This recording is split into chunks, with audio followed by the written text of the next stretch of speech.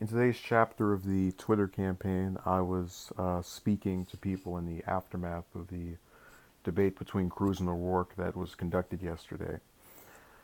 And I tried to speak to Cruz supporters because I always like to believe that when you talk to these people, you can actually get humans that can concede things and, want to have an actual dialogue that isn't just nonsense and stupidity. Um, and I have to admit, even with the ones that I spoke with, there felt like there was a dissonance. There was a person who was talking about Cruz would issue, O'Rourke would issue in the New World Order. There was another person who said, if you if you believe O'Rourke is not in the hands of his donors too, you're out of your mind. Even if the donors are dollar contributions, which somehow add up to multimillionaires who give Cruz money, but whatever. Um, when I had these people going back and forth, it was all whatever because they're not. You didn't get the sense of any hostility. So later on, I'm speaking to a woman that leaves a comment. I respond back to her on her thing, and she actually says I'm willing to listen, yada yada yada. Um, and I go, okay, that's great, that's good. Someone that can actually just say, listen, I'm not for either side or either party. I like O'Rourke over Cruz. I've made that obviously known, but hear out what the other person is arguing for, arguing against.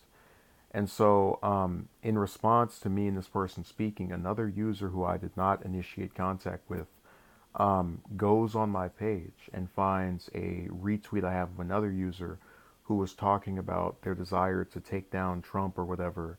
Someone I've known on the site for a couple of months now. I'm friendly with them, and again, this is something that the other person wrote. They proceed to share this exact same message verbatim, so no changing it around or slightly morphing it, with the same picture over and over and I counted at least 9 times of them just following me around on my post history and leaving this as a response to every person I spoke with.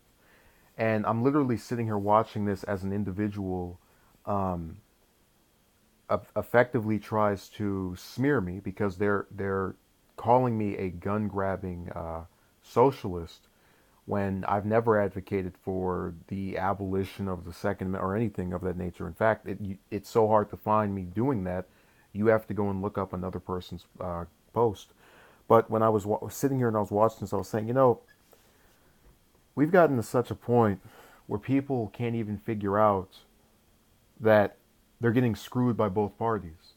Um, and it's been that way for a number of years, but it's gotten to a point where people, when they find someone making an argument they don't like, have to do the same Red Scare smear tactics. You see, Cruz bringing up O'Rourke being a socialist, which he's never declared himself to be, is the Red Scare. And how is it that? Well, a lot of people, if you were to go around and ask them what is a socialist, they would not be able to give you a clear definition. That's because the definition is so nebulous that you can get a country like Venezuela, which is where they bring up when they want to depict it negatively, or Sweden or Denmark, which people will bring up if they want to depict it positively, or Finland rather as well.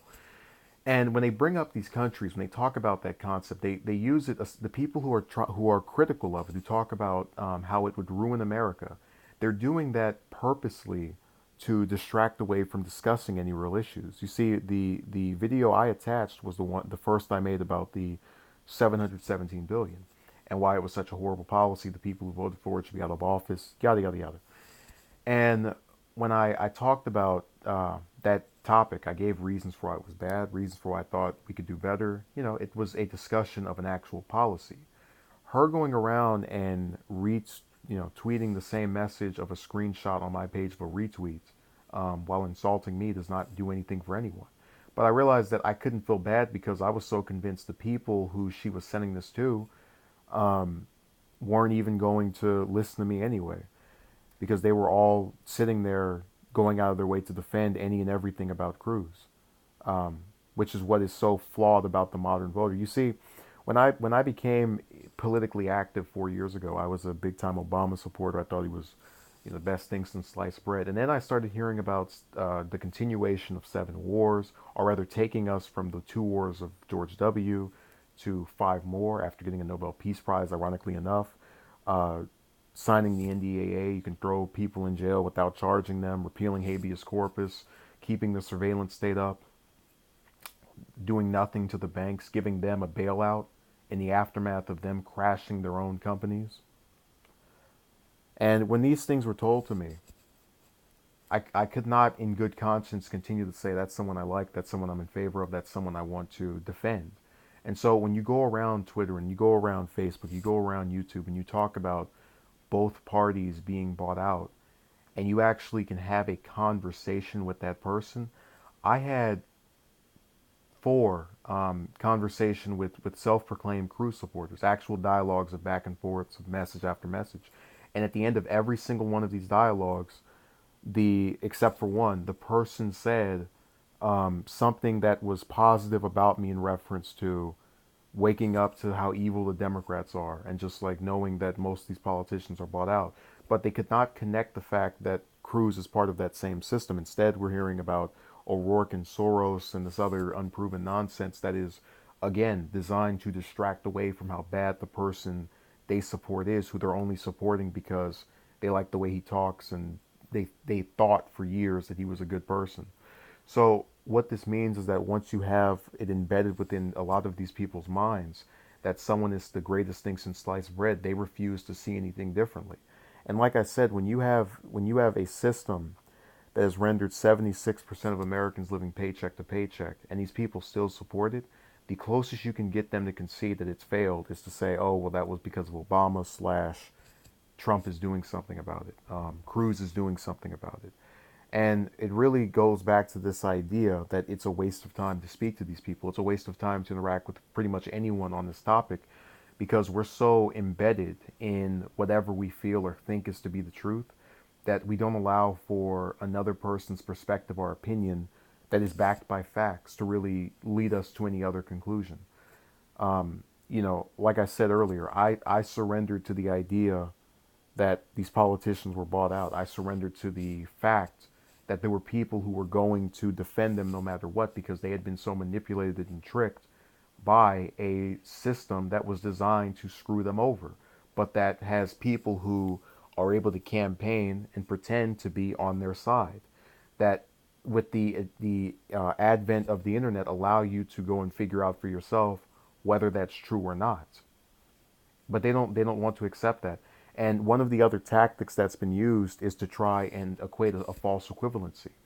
I sat here, for example, and had an Instagram post where I talked about this same race, talked about the votes that Cruz had that I didn't like, and why O'Rourke was how did not doing the same thing and therefore better.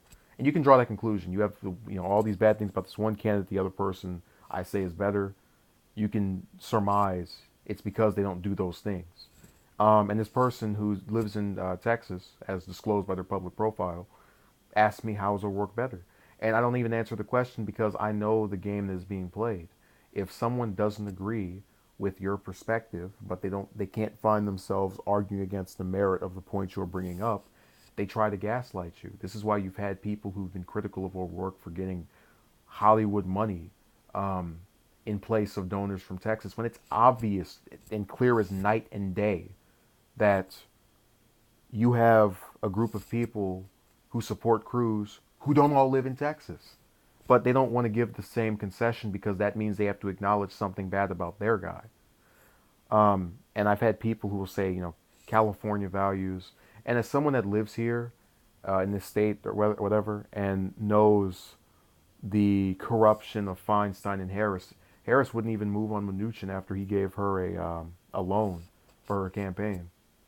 So, when I talk about them too, it's because I see the corruption. I don't care what party it's for. I'm not a partisan hack like the morons that were sitting there writing back to me online. I am just sick and tired of a system where people have the option to remove the individuals screwing them over and play stupid. And I tried to be nice about it, and oh man, they just don't know about it. Maybe we can just talk to them. But when I sat here and spoke with hundreds of people of varying ideologies and they sat there and defended both parties, I couldn't do it anymore. So I think anyone that still votes for Cruz in this race either doesn't know about his whole record or they just don't care about getting screwed over. Um, and allowing his Red Scare of bringing up socialism without defining any actual positions to keep messing up the people. And it's something that's done over here. It's something that's done over there. The only time any of these voters will ever again gain my respect, confidence, or otherwise belief in their sanity is when they wake up and they reject a system in which you have two parties that are beholden to the same group of people giving them the same kind of money. And that day I don't see coming during my lifetime. I think that 40, 50 years from now, you'll have people who were my age, if not slightly older, that will say, oh man, Cruz is such a great guy. Trump was such a great guy. This Democrat, whatever, was such a great person. And, we'll be able to look back at this stuff and say, hey, that person actually did this, they did that.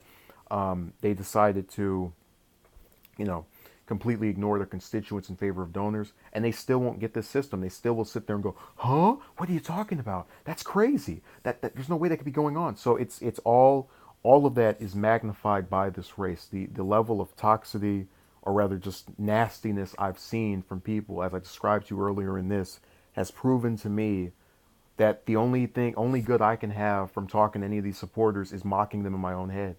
Sure, I'll engage them in the conversation, but I want to actually think of them as someone that is worth the time of day because they've proven to me that they don't want to try and get something outside of their own confirmation bias. When I had all those Bernie bashers that were, on Fox or any of these other places talking about, oh my God, you would end everything. I decided to go and look it up, go and read their stuff, go and hear what they had to say, and didn't buy it because I had the counterpoint made for me by other people who had facts to back them. And that's something that I've shown to these people who still don't want to accept the idea that before you can have a pro Second Amendment, pro anti, pro non-abortion candidate, you have to have one that does not find himself beholden to donors. Out of all of these little, I don't know what this is on Twitter, all of these X having members of that site, only two of them I saw actually wanted to sit back and say, let me hear what you have to say. Only two out of that whole group. So, this thing about swing voters and we can just move everybody over if they know about it, a bunch of nonsense. I'm going to wager that out of that 30% of people who will support, and it's probably 40 in Texas that will support Cruz no matter what, only maybe 1 or 2% is malleable enough to where they'll say, let me hear what you have to say. Yeah, I'm not going to vote for this guy anymore. That's it. Everybody else is too dumb and ignorant and retarded to even figure out that they're playing into the same game that California is. Whether he gets up there and starts talking about God and individual liberty and fighting the big government or not, he is doing the same things behind the scenes, going to the same backdoor meetings with the same dudes in suits saying, hey, vote for this so our company can get a tax break and the people that work for us have to pay more. It's simple. This has all been proven. This is all available for people to read. It's all available for people to see. But they don't want to accept the fact that it's a corrupt system supported by both parties.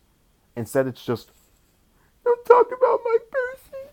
So I'll be saying that in my own head as I watch these people post their comments for the next month and a half until this election is finally over.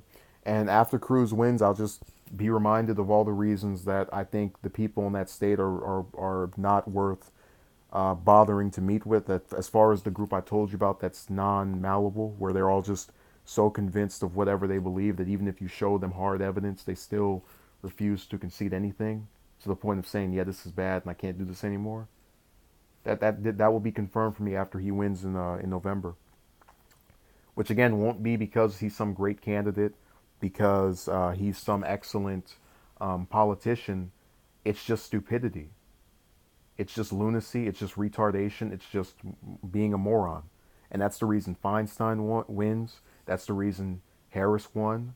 That's the reason most Democrats and Republicans are in office. It's just stupidity. So, thank you.